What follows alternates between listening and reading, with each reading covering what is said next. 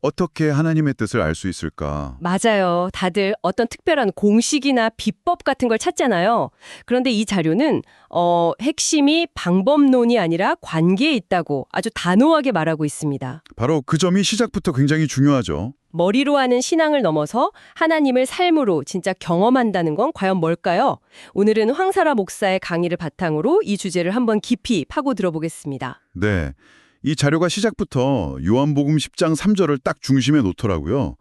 영생은 곧 유일하신 참 하나님과 그가 보내신 자 예수 그리스도를 아는 것이다. 아, 그 말씀이요? 네, 여기서 안다는 단어가 정말 중요하거든요.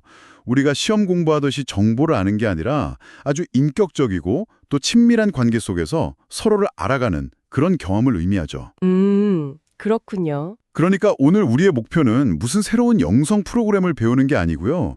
오히려 매일의 삶 속에서 하나님과의 그 살아있는 사랑의 관계를 어떻게 맺어갈 수 있는지 그 근본 원리를 함께 탐색해보는 겁니다. 저는 특히 그 하루의 중요성을 강조한 부분이 인상 깊었어요. 아, 네. 하나님이 우리 인생의 전체 로드맵을 한 번에 짠 하고 보여주시는 게 아니라 그냥 오늘 나를 따르라 이렇게 말씀하신다는 점이요. 맞아요. 아브라함도 그랬잖아요. 네, 목적지가 어딘지 정확히 모르고 그냥 매일의 인도하심에만 순종해서 결국 약속의 땅에 도착했죠. 그렇죠. 우리도 거창한 미래 계획보다는 오늘 하루의 동행에 집중하는 게 핵심이다.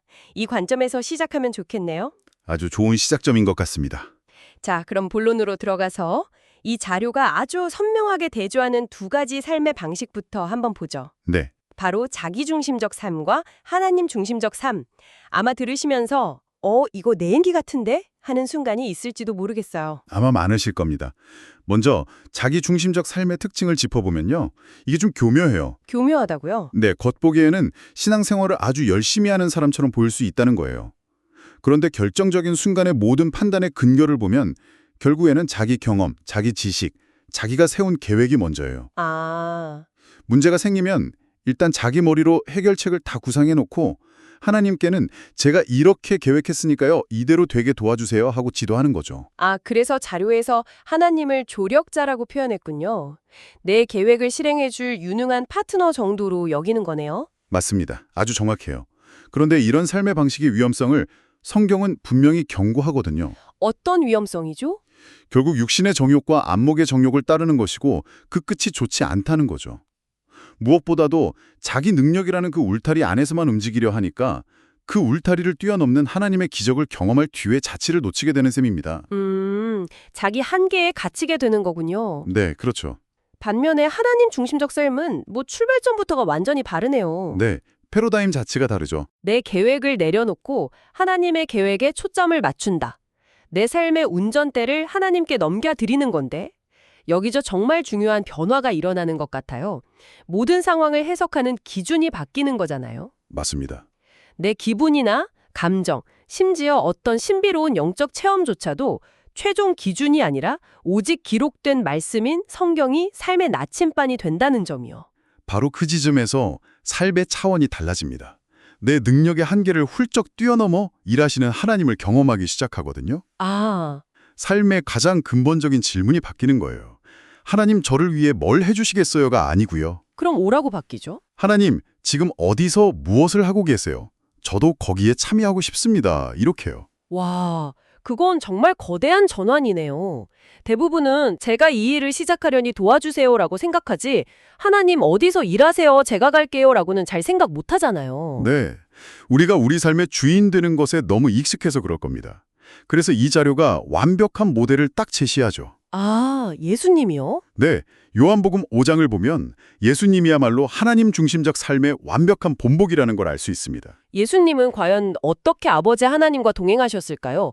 자료에서 분석한 세 가지 핵심 원리가 있더라고요. 네, 첫 번째 원리는 하나님의 주도권을 온전히 인정하셨다는 겁니다. 예수님은 아버지께서 일하시니 나도 일한다고 분명히 말씀하셨어요. 절대로 먼저 나서지 않으셨다는 거군요. 그렇죠. 내가 시작하는 게 아니라 항상 아버지가 먼저 일하고 계심을 보고 그 흐름에 자신을 맞추신 거죠.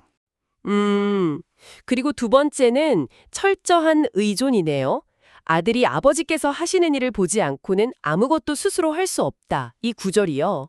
네, 이게 자칫하면 예수님이 무능력하게 들릴 수도 있는데 그런 의미가 전혀 아니거든요. 어떤 의미인가요? 이건 무능력이 아니라 오히려 능력의 근원이 어디에 있는지를 가장 명확하게 선언하는 거예요. 내 힘의 원천은 철저하게 아버지께 있다. 이런 완전한 연합의 표현이죠. 요즘처럼 자기 주도성을 강조하는 시대에는 정말 낯선 개념일 수도 있겠어요. 맞습니다. 하지만 이게 영적인 능력의 비밀이라는 겁니다. 그리고 세 번째 원리가 이 모든 걸 가능하게 하는 엔진 같아요. 바로 사랑의 계시죠. 정말 핵심적인 구절이죠. 아버지께서 아들을 사랑하사 자기가 행하시는 것을 다 아들에게 보이시고 이 구절을 읽는데 괜히 마음이 뭉클하더라고요. 그렇죠. 우리가 하나님의 뜻을 알 수 있는 이유가 우리가 똑똑하거나 자격이 있어서가 아니라는 거예요. 그냥 하나님이 우리를 사랑하시기 때문에. 사랑하기 때문에 알려주신다. 네. 사랑하는 사이에는 비밀이 없잖아요. 하나님이 우리를 사랑의 파트너로 여기신다는 가장 큰 증거입니다. 지금까지 들은 내용이 정말 완벽한 원칙인데 솔직히 그래서 이걸 내 삶에 어떻게 가져오지? 하는 질문이 바로 떠오르거든요. 당연한 질문입니다. 그 이론과 현실의 다리를 이어주는 게 바로 이 자료의 핵심인 7가지 실체라는 개념이 맞죠. 정확합니다. 하나님을 경험하는 과정이 어떤 신비한 소수에게만 일어나는 게 아니라 누구에게나 적용될 수 있는 일정한 영적 질서, 패턴을 따른다는 건데요. 네. 이 7가지 실체는 우리 삶에 적용해 볼 수 있는 아주 실용적인 지도와 같습니다. 상의 인물을 상상해서 따라가 보면 이해가 쉬울 것 같아요. 좋네요. 그럼 직장인 수진 씨가 있다고 해보죠. 네, 좋습니다. 수진 씨 이야기로 한번 따라가 보죠. 첫 번째 실체는 뭔가요? 첫째, 하나님이 먼저 일하신다입니다. 하나님은 저 멀리서 지켜만 보시는 분이 아니라 지금 이 순간에도 수진 씨의 회사, 가정, 그 관계 안에서 이미 일하고 계시다는 거예요. 아, 내가 뭘 시작하기 전부터요? 네. 그래서 수진 씨가 할 일은 내가 무슨 위대한 일을 시작해볼까가 아니라 눈을 뜨고 하나님, 지금 제 주변에서 무슨 일을 하고 계세요? 라고 묻고 관찰하는 거죠. 그렇게 관찰하다 보면 이제 두 번째 실체로 넘어가겠군요. 하나님은 사랑의 관계를 추구하신다는 것. 그렇죠. 하나님은 일의 성과보다 수진 씨와의 관계 자체를 더 원하시거든요. 수진 씨가 매일 기도하고 말씀을 읽으면서 하나님과 개인적으로 친밀한 관계를 쌓아갈 때 비로소 하나님의 음성에 민감해지기 시작합니다. 관계가 없으면 신호를 놓치게 되는 거고요. 맞습니다. 그냥 무심코 지나치게 되죠. 관계가 깊어지면 그 다음은 뭘까요? 세 번째, 하나님이 우리를 초청하신다입니다. 초청이요? 네. 어느 날 수진 씨가 회사에서 반복되는 부조리나 동료의 아픔을 보면서 유독 마음이 쓰이기 시작해요. 이전에는 그냥 불평하고 넘어갔을 텐데 자꾸 기도가 나오고 마음에 무거운 돌멩이가 얹은 것 같은 불안감이 생기는 거죠. 아, 자료는 바로 이것이 하나님의 초청장이라고 말합니다. 수진아, 내가 지금 여기서 일하려고 하는데 너 나와 함께하지 않을래? 하고 부르시는 거죠. 초청장을 받았으면 그 내용이 궁금해지겠네요. 그래서 네 번째 실체, 하나님은 말씀하신다가 이어지는 거군요. 아주 구체적으로 자신의 뜻을 알려주세요. 아, 여러 가지 방법으로요? 네. 수진 씨가 기도하는데 어떤 말씀이 계속 생각나게 하시거나 신뢰하는 신앙 선배가 지혜를 나눠줄 수도 있죠. 중요한 건 내가 들을 준비가 되어 있는가 하는 우리의 태도입니다. 아, 믿음의 분기점이라는 표현이 정말 와닿네요. 하나님의 초청을 구체적으로 깨달았을 때 다섯 번째 실체인 믿음의 갈등에 직면하게 된다고요? 네, 필연적입니다. 수진 씨에겐 어떤 갈등이 찾아올까요? 아마 이런 생각이 들겠죠. 내가 뭐라고 저 문제를 해결해? 나는 그냥 평사원인데. 아니면 괜히 나섰다가 찍히면 어떡하지? 그렇죠. 현실적인 고민들이죠. 하나님의 초청은 언제나 우리 능력을 뛰어넘는 하나님 크기, 갓 사이즈의 일이기 때문에 이런 갈등은 당연한 거예요. 그런데 자료는 이 갈등이 포기하라는 신호가 아니라 오히려 내 힘으로 살던 삶에서 하나님의 힘으로 사는 삶으로 건너가는 환승지점이라고 설명해요. 와, 환승 지점이라 멋진 표현이네요.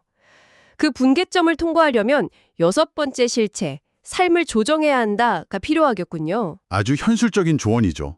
예전 방식 그대로 살면서 하나님의 새로운 일을 경험할 수는 없으니까요. 수지 씨는 뭘 조정해야 할까요? 만약 그 부조리에 대해 용기 내어 말하기로 결심했다면 이제 조정이 필요합니다. 동료들과 험담하며 스트레스 풀던 시간을 기도의 시간으로 바꿔야 할 수도 있고요. 저녁 시간을 자료 찾는 데 써야 할 수도 있죠. 아, 내 시간과 에너지의 우선순위를 재배치하는 거군요. 네, 그것이 바로 조정입니다.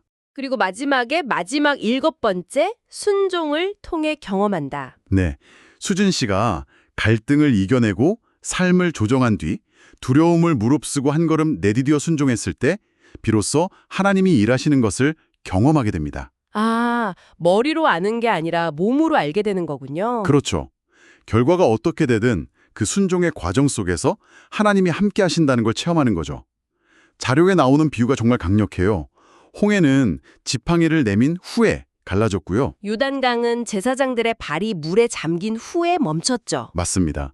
순종이 하나님의 능력이 나타나는 통로가 되고 그 결과를 통해 우리는 하나님을 책 속의 지식이 아니라 내 삶의 실제 능력으로 만나게 되는 겁니다. 수진 씨 이야기를 따라오니 7단계가 훨씬 입체적으로 다가오네요. 그런데 이걸 들으면서 나는 너무 평범해서 저런 하나님 카기의 일은 감당 못해 라고 생각하는 분들도 분명 계실 것 같아요. 물론입니다. 그런데 이 자료는 바로 그 생각 자체가 자기중심적 사고의 증거라고 꼬집어요. 그래요? 네, 왜냐하면 여전히 나의 능력을 기준으로 판단하고 있기 때문이죠.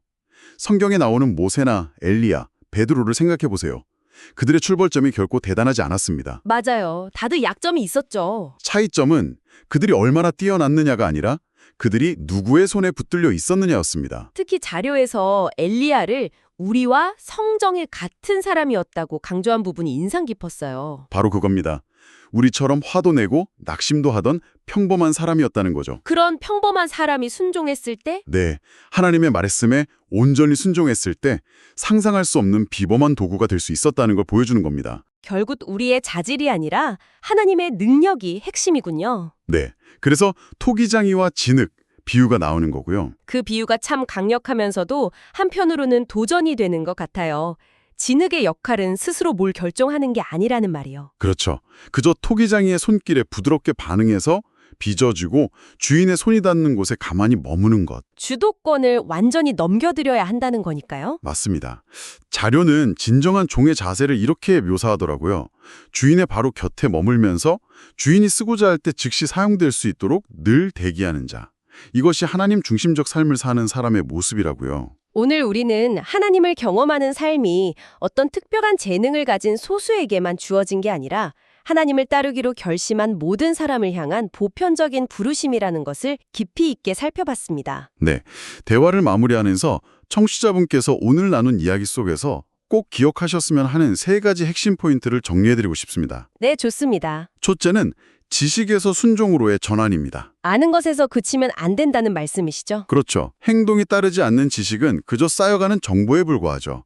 하나님을 아는 가장 확실한 길은 그분의 말씀에 순종해보는 것입니다. 두 번째는 과거의 경험을 넘어서는 것이네요. 네, 과거에 아무리 뜨겁고 신비한 체험을 했더라도 거기에만 머물러 있으면 현재 일하시는 하나님을 놓칠 수 있다는 경고 같아요. 아, 그럴 수 있겠네요. 모든 체험은 성경 말씀이라는 필터로 검증되어야 하고 과거의 좋은 경험은 오늘의 새로운 순종을 위한 디딤돌로 사용되어야 한다는 거겠죠. 그리고 마지막 3번째는 뭔가요? 바로 지금 여기서 시작하는 것입니다. 지금 여기서요? 네, 하나님이 일하시는 현장은 어떤 특별한 장소나 미래의 순간이 아닙니다. 바로 당신이 서 있는 그곳, 당신의 가정, 당신의 직장, 바로 그곳입니다. 내 계획을 관철시키려고 애쓰기보다 하나님이 이미 시작하신 일에 당신의 삶을 한번 온전히 던져보시길 바랍니다.